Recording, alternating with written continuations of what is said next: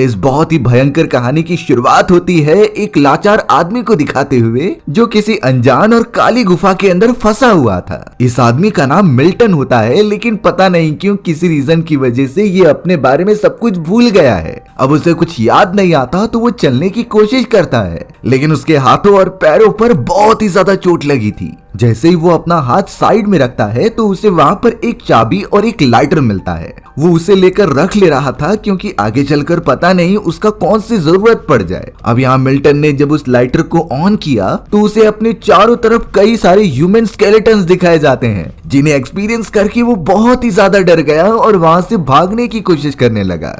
लेकिन वो बड़ा सा गड्ढा इस प्रकार था कि वहां से बाहर निकलने का कोई रास्ता ही नहीं होता। मिल्टन तो अब जोर जोर से चिल्लाने लगा ताकि कोई उसकी मदद करने आए, पर अफसोस उस समय मिल्टन के साथ डेड बॉडी के अलावा कोई भी नहीं होता। मिल्टन को तो ये तक भी नहीं याद आ रहा था कि वो इस जगह पर पहुंचा कैसे और अपनी पास्ट लाइफ में वो कहाँ रहता था और किसके साथ रहता था, यानी कि उसके पूरे लाइफ की याददाश्त ही चली गई है। अब अचानक मिल्टन नोटिस करता है कि ब्राउन आई वाली एक लेडी उसे देख रही है। मिल्टन तो बिना कुछ सोचे समझे उसे मदद के लिए बुलाने लगा, पर वो लेडी उस समय बिना कुछ मदद किए चली गई थी। लेकिन बाद में पता चला कि वो मिल्टन को बचाने के लिए रस्सी लेकर आ रही है। अब जब मिल्टन थोड़ा सा आगे बढ़ता है तो उसे एक गन मिल गई थी, जिसे वो अपनी प्रोटेक्शन के लिए साथ में रख ले रहा था। जल्द से जल्द वो रस्सी को पकड़ते हुए ऊपर की तरफ चला जाता है। इसीलिए अब मिल्टन धीरे धीरे अपने हाथ में गन लेकर आगे बढ़ता ही चला गया एक घर की तरफ। उस घर में लाइट्स होती हैं और कई सारे लोग उसी अनजान आदमी के बारे में बात कर रहे थे जो कि उस गुफा के अंदर गिरा हुआ है, यानी कि मिल्टन के बारे में ही। मिल्टन थोड़ा सा कॉन्शियस हो गया और अब अपनी गन लेकर धीरे धीरे अंदर जाने लगा,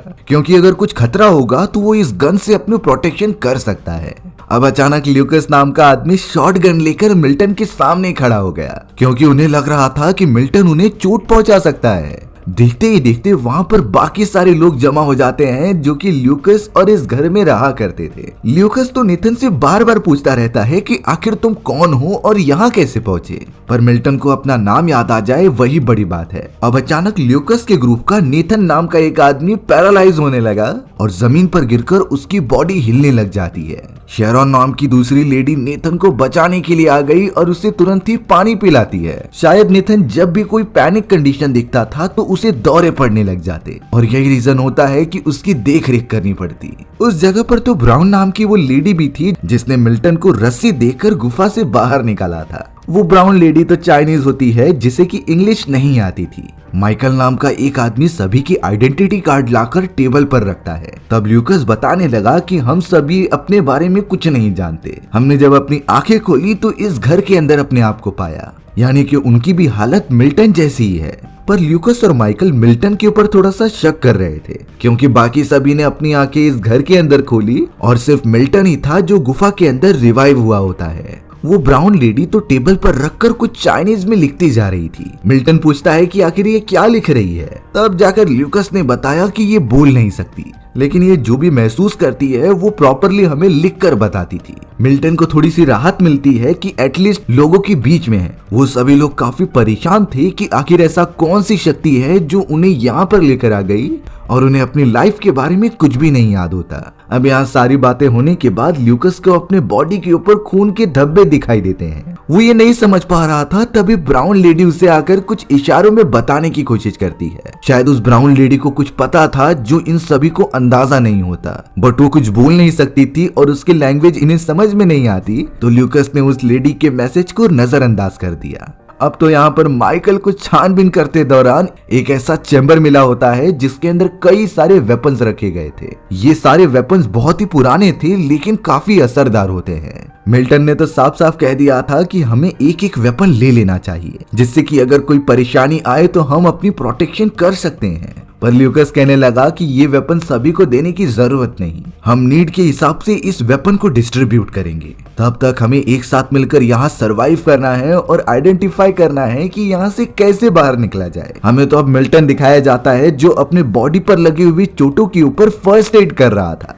लेकिन मिल्टन को कुछ विजन आता है जिसमें कि वो किसी के ऊपर गुस्सा कर रहा है। ऐसा लग रहा था कि मिल्टन एक शिकारी है जो लोगों को मारता है, लेकिन अब ल्यूकस ने अचानक ये बताया कि ब्राउन लेडी यहाँ से गायब है और हमें जल्द से जल्द उसे ढूंढना होगा क्योंकि उसे कुछ पता है और उन्हीं क्लूज की मदद से हम ये आइडेंटिफाई कर सकते हैं कि हमें किसने यहाँ पर कैद किया है और हमारी याददाश्त किस सुपरनैचुरल चीज की वजह से गायब हुई थी। ब्राउन लेडी को ढूंढने के लिए ल्यूकस, सैरन और मिल्टन निकल जाते हैं। ल्यूकस और मिल्टन के पास गन मौजूद थी जिससे कि वो अपनी प्रोटेक्शन कर सकते थे। तीनों जल्द से जल्द अब आगे की तरफ बढ़ने लगे। शेरॉन ऊपर की तरफ देखकर बताती है कि यहाँ बहुत सारे स्टार्स दिख रहे हैं, यानी कि इस जगह पर सिटी मौजूद नहीं होगी। हमें तो ये पूरा फॉरेस्ट पार करके ही सिटी में जाने का मौका मिलेगा।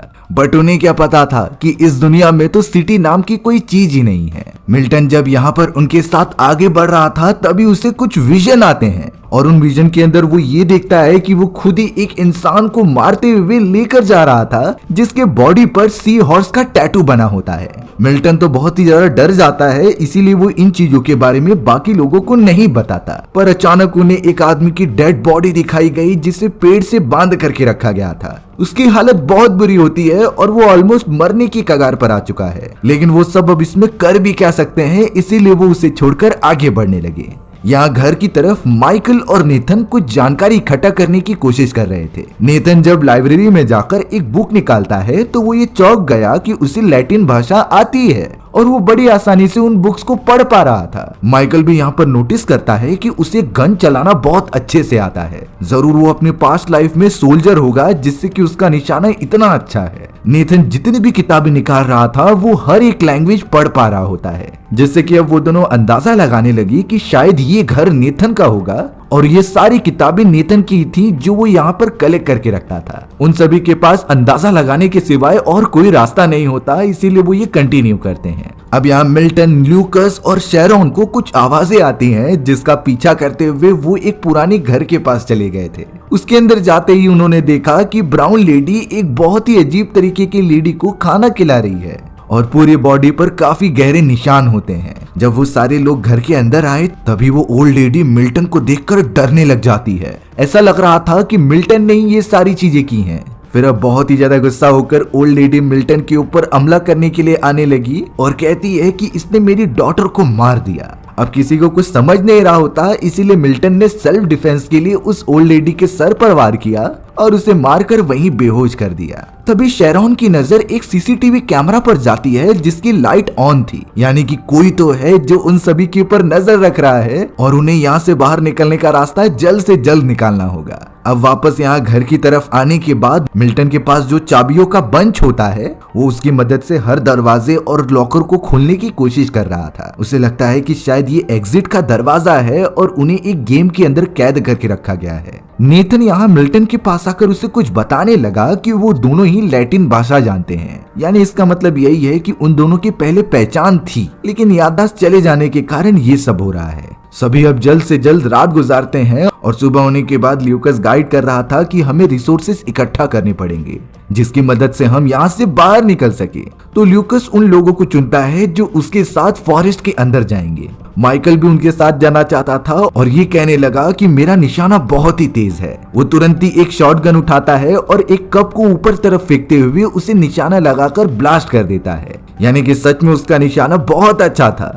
बट इन सारी चीजों के बाद ल्यूकस, जो अपने आप को कैप्टन समझता है, उसने माइकल से कह दिया कि तुम ब्राउन लेडी के साथ इसी घर में रहोगे और चारों तरफ की प्रोटेक्शन करोगी। माइकल को ये बिल्कुल भी एक्सेप्टेड नहीं था, लेकिन सभी लोग ल्यूकस का साइड ले रहे थे, इसीलिए वो कुछ बोल नहीं पाता। ल्यूकस, नेथन, शेरॉन और मिल्टन चारों निकल पड़ते हैं ताकि उन्हें कुछ काम की चीजें मिल जाएं। माइकल एकदम से परेशान होता है क्योंकि वो इस तरीके से हाथ पे हाथ धर के नहीं बैठना चाहता, वो भी यहाँ से निकलने में कंट्रीब्यूशन देना चाहता था। तभी अचानक माइकल और ब्राउन लेडी को किसी के चिल्लाने की आवाज आने लगी। माइकल तुरंत ही ब्राउन लेडी को घर के अंदर रहने के लिए कहता है और वो खुद गन लेकर वो देखने चला गया था। माइकल ने नोटिस किया कि सामने की तरफ एक आदमी मौजूद है जिसकी बॉडी पर नुकीले तारे फंस चुकी हैं और वो वहां से बाहर निकलने की बहुत रिक्वेस्ट कर रहा था। उसकी बॉडी से तो जगह जगह से खून निकल रहे होते हैं।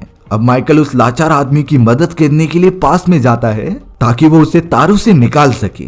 लेकिन जैसे ही वो ज्यादा क्लोज गया तभी वो आदमी जोर जोर से चिल्लाने लगा और माइकल को गले से पकड़कर तार घुमाने लगता है, जिससे कि अब माइकल की जान खतरे में थी। उस आदमी की तो आवाज बहुत अजीब तरीके की निकल रही होती है, जैसे कि वो किसी के कंट्रोल में हो। माइकल उस आदमी के चंगुल से नहीं छूट पाता और अब अचानक उस आदमी ने नुकीली चीज निकाली, जिससे कि वो माइकल को जान से मार देता है। माइकल जो अपने आप को शार्प शूटर समझता था, उसका वही काम तमाम हो चुका होता है। वहीं दूसरी तरफ मिल्टन, ल्यूकस और उसकी पूरी टीम लगातार आगे बढ़ रही थी। नेथन तो चलते हुए चारों तरफ पत्थर फेंक कर चेक करता है कि कोई रिसोर्सेस मौजूद हैं कि नहीं। एक पत्थर से उसे मेटेलिक चीज की आवाज आती है। सभी वहां पर देखने चले गए थे तो पूरी तरीके से शॉक हो जाते हैं, क्योंकि वहां पर 2 गाड़ियां मौजूद थीं। उसके अंदर जाकर सभी चेक करने लगे और सभी के मन में थोड़ी सी खुशी हो रही थी, पर पता चलता है कि एक गाड़ी की तो बैटरी ही डाउन है और उसके अंदर पेट्रोल भी नहीं है। लेकिन शेरॉन दूसरी वाली गाड़ी को चालू करने में कामयाब हो चुकी थी, हालांकि उसमें भी ज्यादा पेट्रोल नहीं होता। अब उनके पास एक ऑप्शन था कि वो गाड़ी लेकर आगे बढ़ते जाएं जब तक उसका पेट्रोल ना खत्म हो। तभी ल्यूकस ये सजेस्ट करता है कि अगर हम इस गाड़ी का यूज करें और आधे रास्ते तक पहुंच भी जाए तो भी ये कंफर्म नहीं है कि हम जहां रुकेंगे वो जगह सेफ होगी। इससे अच्छा है कि हम वापस अपने हाइडिंग स्पॉट पर जाते हैं और वहीं से प्लान बनाते हैं। ये कार हम यहीं पर सेफ्टी के लिए रखेंगे, जो इमरजेंसी के लिए काम आ सके। वो सभी अपने हाइडिंग प्लेस की तरफ वापस निकल ही रहे होते हैं, तभी उन्हें एक फोटो मिलती है जिसके अंदर उन सभी लोगों की इमेजेस थी, बट उसके अंदर मिल्टन की इमेज नहीं होती। तब जाकर मिल्टन अपनी सफाई देते हुए ये कहता है कि शायद मैं कैमरा पकड़ाऊंगा और मैंने ही तुम सभी की फोटो क्लिक की होगी। इस बात से सभी लोग कन्विंस तो हो जाते हैं, पर अब अचानक ब्राउन लेडी बहुत ही ज्यादा परेशान होकर उनकी तरफ भागते हुए आ रही थी। ब्राउन लेडी तो उन सभी लोगों को लेकर चली जाती है माइकल के पास, जिसकी हालत अब बहुत ही ज्यादा खराब थी। वो उसे बचाने की कोशिश करते हैं, पर माइकल तब तक मर चुका था। मिल्टन को इससे बहुत गुस्सा आ रहा था और वो चिल्ला रहे उस पागल आदमी को गोली मारकर खत्म कर देता है। तभी मिल्टन को एक और विजन आता है कि वो किसी लेडी को पकड़कर लेके जा रहा है और उसके सर को बहुत तेजी से जमीन पर मार रहा है। ये विजन आखिर उसे कहां और कैसे आ रहे थे ये बिल्कुल भी नहीं समझता और इसीलिए ये बातें वो किसी को बता भी नहीं रहा था। यहाँ शेरन, जो कि माइकल के काफी क्लोज थी, वो बहुत ही ज्यादा रोने लग जाती है, पर अब वो सीधा मिल्टन के साथ एक कार में बैठती है और वहां से कुछ मदद लेने के लिए आगे बढ़ने लगती है। मिल्टन और शेरॉन दोनों ही ट्रेवल करते हुए एक अबैंडन बिल्डिंग के पास आ चुके थे। उसके अंदर एक ट्रक भी होता है जो खराब पड़ा हुआ था। जब वो दोनों एक एक करके वहां की इन्वेस्टिगेशन करते हैं तभी उन्हें किसी बच्चे के रोने की आवाज आने लगी। बिल्डिंग के अंदर सच में एक बच्चा मौजूद था जो उन दोनों से डरते हुए अंदर छुपा होता है। मिल्टन और शेरॉन तो उस बच्चे को कह रहे थे कि हम तुम्हें नुकसान नहीं पहुंचाएंगे, तुम बाहर आ जाओ और हमें बताओ कि क्या हो रहा है। बट वो बच्चा उनकी बातें नहीं मानता और अपने कुत्ते को उनके सामने भेज देता है। अच्छी बात थी कि वो दरवाजा बंद था और वही एक दरवाजा होता है जिससे अंदर जाया जा सकता है। मिल्टन एक बार फिर उस बच्चे को कन्विंस करने की कोशिश कर ही रहा था, पर वो मानता ही नहीं। इसी वजह से उसे बहुत गुस्सा आ गया। मिल्टन के पास जो शॉटगन और वेपन मौजूद थे उससे वो वहां की जंजीर तोड़ने लगा, जिससे कि दरवाजा ओपन किया जा सके। बट शेरॉन उसे रोकते रहती है कि ये बहुत ही ज्यादा गलत है, वो बच्चा बहुत डर रहा है। शेरॉन ने जब मिल्टन को उससे दूर किया तभी वो उसका असली नाम पुकारती है, जिससे ये रियलाइज हो जाता है कि पास्ट लाइफ में वो दोनों एक दूसरे को पहले से जानते थे।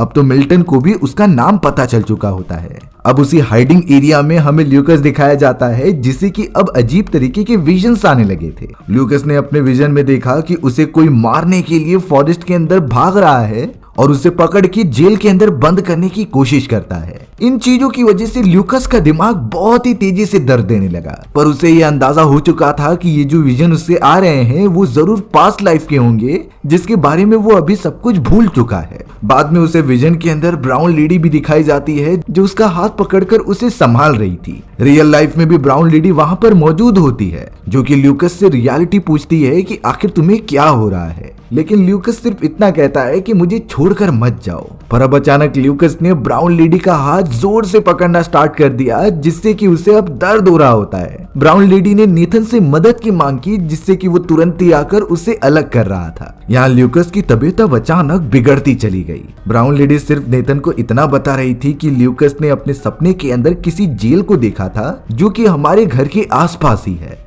अब नेथन को भी ये सच्चाई जाननी थी कि आखिर उनके साथ क्या हो रहा है। नेथन यहाँ बिना किसी को बताए निकल पड़ा था फॉरेस्ट के अंदर उस जेल टाइप की घर को ढूंढने के लिए। अब उसी फॉरेस्ट के अंदर नेथन को भी कुछ विजन आते हैं जो उसकी लाइफ से रिलेटेड थे। थोड़ी देर बाद नेथन को एक ग्लासेस मिलते हैं जिसे कि वो पहन लेता है और वो एकदम परफेक्ट बैठ गए थे, जिससे ये पता चला कि ये नेथन के ही ग्लासेस थे। नेथन को अब एक घर दिखाई दे रहा था जो बहुत ही सुनसान होता है और उसके आसपास कई सारे लोगों की डेड बॉडीज पड़ी हुई थी। जब धीरे धीरे वो अंदर गया तो उसे वही जेल दिखाई देता है जिनके कई सारे डिवीजन किए गए थे। पर नेथन जब जेल के अंदर देखता है तो उस जगह पर एक लेडी अपनी मरी हुई बेटी के लिए रो रही थी और वो कहती है कि उन सभी लोगों ने हमारी फैमिली को ही मार दिया, इसीलिए हमें किसी भी हालत में उनसे बचना होगा। अब अचानक वो लेडी नेथन को देखकर उसके ऊपर हमला करने के लिए चली आई, क्योंकि इसका चेहरा जाना पहचाना लगता है और वो उसे खत्म करके ही रहेगी। नेथन जल्द से जल्द उस दरवाजे को बंद करता है और वहां से भागने लगता है, पर अचानक अब उसने देखा कि कई सारे ज़ॉम्बी वाले लोग उनकी तरफ बढ़ रहे हैं जो कि उसे मारना चाहते थे और फिलहाल वो वहां से अपने दोस्तों की तरफ भागता रहता है। वहीं अब ल्यूकस को जब होश आ रहा था तो ब्राउन लेडी उससे दूर जाना ही ठीक समझती है, क्योंकि उसे तो अब डर लगने लगा था कि ल्यूकस उसे नुकसान न पहुंचा दे। वो अंदर के कमरे में जाकर खुद को बंद कर लेती है। ल्यूकस ब्राउन लेडी को जाकर कहता है कि मुझे तुम्हारी जरूरत है और जल्द से जल्द दरवाजा खोलो ताकि तुम मुझे कंफर्टेबल फील करा सको। इसीलिए वो सीधा एक चिमनी की तरफ चला जाता है और वो रास्ता फॉलो करते हुए बेसमेंट तक पहुंचता है। वो एक तरीके से बेसमेंट नहीं, कोई साइंस लैब होती है जिसके अंदर कई सारे डिवाइसेस मौजूद थे और ऐसा लगता है कि ये किसी का हाइड आउट है जो सारे लोगों के ऊपर नजर रखता था, क्योंकि वहां पर सिक्योरिटीज कैमरा के मॉनिटर भी होते हैं जिसमें कि उन जेल की ही इमेजेस आ रहे थे जो ल्यूकस ने अपने विजन्स में देखे होते हैं। ल्यूकस तो अब एक कैम रिकॉर्डर ऑन कर देता है जिसमें और कोई नहीं बल्कि मिल्टन दिखाई दे रहा था, जो अलग अलग लोगों को पकड़कर इसी लैब में लेकर आता है। और हाल ही में वो जो इस इंसान को लेकर आया था वो ल्यूकस ही होता है,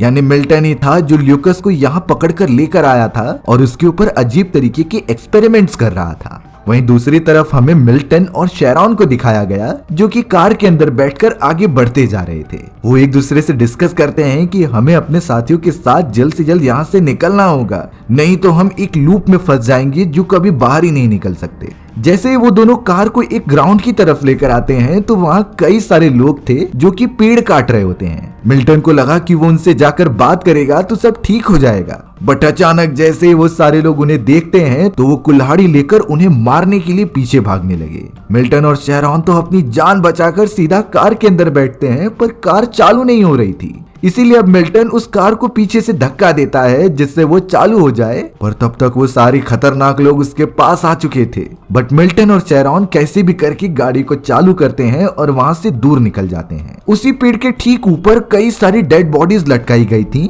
जिसके आगे वो सारे लोग नहीं आ पाते, यानी वो किसी पर्पस से लगाया गया है। अब वो दोनों जब सही सलामत अपने हाइडिंग प्लेस पर पहुंचते हैं तो ल्यूकस पहले ही शॉट गन लेकर मिल्टन के ऊपर पॉइंट कर देता है, क्योंकि उसे मिल्टन की सच्चाई पता चल चुकी है। उसने तो वो कैम रिकॉर्डर शेरॉन को भी दिया जो ये सारी वीडियो फुटेजेस देख रही थी, यानी कि मिल्टन ही था जिसने इन सारे लोगों को यहाँ पर कैद किया है। अब ये बात मिल्टन को भी नहीं समझ में आती क्योंकि उसकी खुद की याददाश्त चली गई होती है, इसीलिए ल्यूकस मिल्टन को लेके जाकर उसी गड्ढे के अंदर फेंक देता है जहाँ से उसे निकाला गया था। वहाँ पर और भी डेड बॉडीज पड़ी होती हैं जिससे मिल्टन को और भी विजन आते जा रहे थे, बट इसके पीछे सच्चाई क्या है अब तक किसी को नहीं पता। अब यहाँ ल्यूकस जिसकी हालत पहले से और पता नहीं क्यों खराब होती जा रही थी और वो ज़ॉम्बीज की तरह बिहेव करने लगा था। ल्यूकस बार बार ब्राउन लेडी की तरफ अट्रैक्ट होता है और उसका ब्लड पीने की कोशिश करता है, जिस वजह से अब शेरॉन भी उसकी मदद कर रही थी और ल्यूकस को उससे दूर रहने के लिए बोलती है। बट ल्यूकस शेरॉन को भी धक्का मारकर सीधा ब्राउन लेडी का पीछा करने लगा। ल्यूकस तो अब ब्राउन लेडी के साथ जबरदस्ती करने लगा, जिस वजह से अब शेरॉन ने गुस्सा होकर शॉटगन चलाना स्टार्ट कर दिया। लेकिन इस बात से बहुत डर जाता है और बाहर की तरफ भागने लगता है। वो ब्राउन लेडी तो जल्द से जल्द गुफा में जाकर मिल्टन को आजाद कराती है और उसे जमीन पर 18 नंबर लिखकर दिखाती है और बताने की कोशिश करती है। तब जाकर मिल्टन को याद आया कि उस अबेंडन बिल्डिंग के ऊपर भी 18 लिखा था, इसीलिए अब मिल्टन सीधा ब्राउन लेडी के साथ उस बिल्डिंग के अंदर चला जाता है। अंदर जाते ही अचानक मिल्टन को उस बच्चे के फैमिली फोटो फ्रेम दिखाई दी जो कि इसके साथ रहा करती थी, जिसमें कुछ मौजूद था और वो किसी को यहाँ से लेकर जाने के लिए कहता है।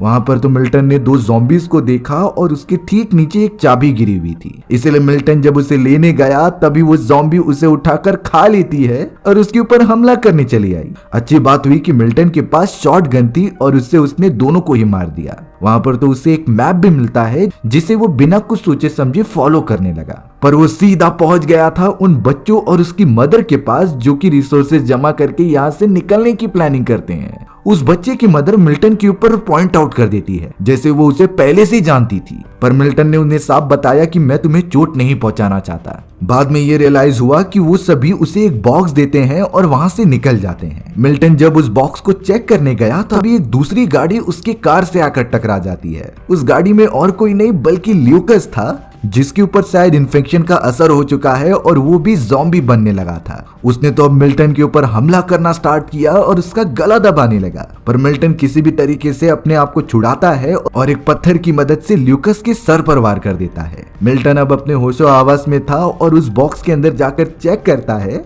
तो उसमें कई सारे ब्लड सैंपल्स थे और इंसानों का दिमाग निकाल कर रखा गया था। यहाँ जाकर मिल्टन को अपने विजन से याद आने लगा कि वो अपने पास्ट लाइफ में एक साइंटिस्ट का काम करता था जिसके टीम में शेरॉन, माइकल, नेथन मौजूद होते हैं और ल्यूकस भी इन्फेक्टेड था ज़ॉम्बी वायरस से, पर उन्होंने उसे क्योर किया होता है। फिर भी इन चीजों के ऊपर एक्सपेरिमेंट वो करते जा रहे थे। मिल्टन और उसकी टीम का काम था कि इस ज़ॉम्बी वायरस का क्योर निकालकर जल्द से जल्द मिलिट्री को बताया जाए ताकि कुछ समय में मिलिट्री वाले यहाँ आकर उन्हें रेस्क्यू कर सके। बट ज़ॉम्बी वायरस की संख्या बहुत ज्यादा होने लगी। मिल्टन और उसके साथियों ने जो एंटीडोट बनाया था उसे लेने पर वो ज़ॉम्बी वायरस से तो बच जाते, लेकिन उनकी पूरी पास्ट की मेमोरी ही खत्म हो जाती। और यही रीजन था कि मिल्टन और उसके किसी भी साथियों को पास्ट लाइफ के बारे में कुछ नहीं पता। मिल्टन को यह भी पता चलता है कि वो और शेरॉन एक दूसरे से प्यार करते थे और शादी भी जल्दी करने वाले थे। वहीं अब हाइडिंग एरिया में शेरॉन और नेथन को दिखाया गया जो सिबलिंग्स होते हैं और उनके चारों तरफ ज़ॉम्बीज आकर अटैक करने लगे।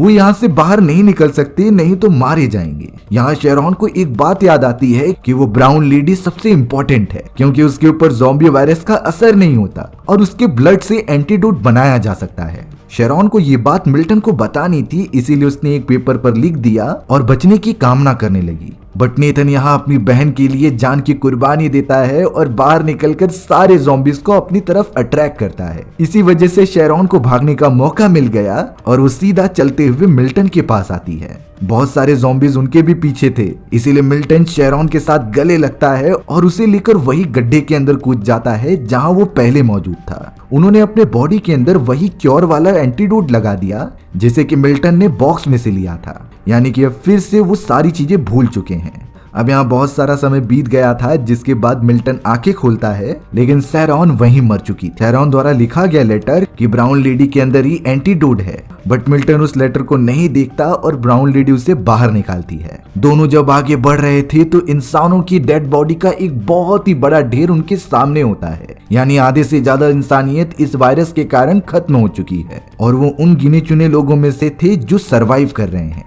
हमारी ये डेडलीस्ट कहानी यहीं पर खत्म हो गई। सो व्यूअर्स, आपको ये स्टोरी कैसी लगी कमेंट सेक्शन में बताना भूलना मत। और अगर आपको मेरा एक्सप्लेनेशन 1% भी अच्छा लगा होगा ना तो वीडियो को लाइक एंड चैनल को सब्सक्राइब जरूर कर देना। मिलते हैं इसी तरीके की मजेदार वीडियोस में, तब तक के लिए बाय बाय।